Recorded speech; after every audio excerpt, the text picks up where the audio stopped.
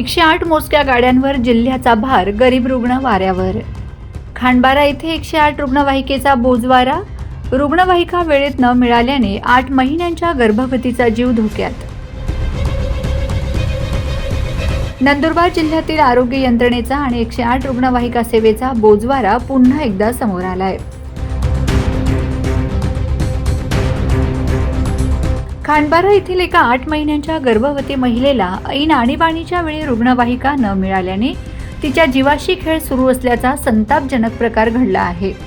जिल्ह्यातील तोकड्या रुग्णवाहिका संख्येमुळे गरीब रुग्णांचे हाल होत असून प्रशासनाने यावर तात्काळ नियंत्रण ठेवावे अशी मागणी आता जोर धरत आहे.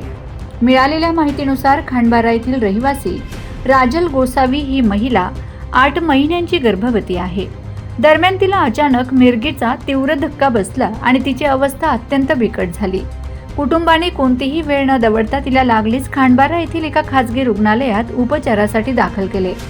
मात्र तिची गंभीर अवस्था पाहता तेथील डॉक्टरांनी तिच्यावर प्राथमिक उपचार करून तिला पुढील उपचारासाठी तात्काळ नंदुरबार येथे मोठे रुग्णालयात दाखल करण्याचा सल्ला दिला.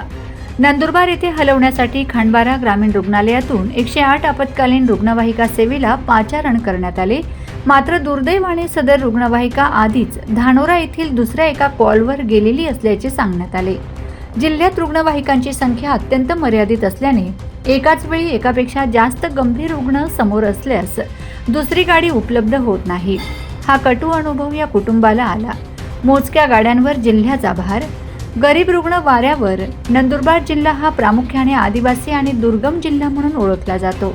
अशा परिस्थितीत संपूर्ण जिल्ह्याचा भार केवळ मोजक्या रुग्णवाहिकांवर सोपवण्यात आला आहे.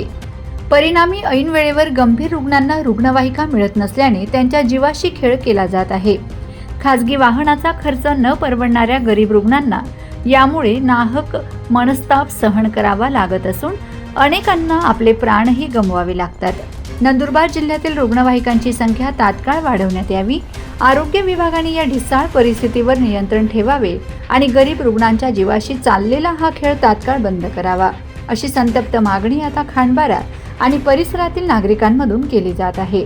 जर या गर्भवती महिलेच्या किंवा तिच्या बाळाच्या जीवाला काही बरे वाईट झाले तर याला सर्वस्वी प्रशासन जबाबदार राहील असा इशारा नागरिकांनी दिला आहे.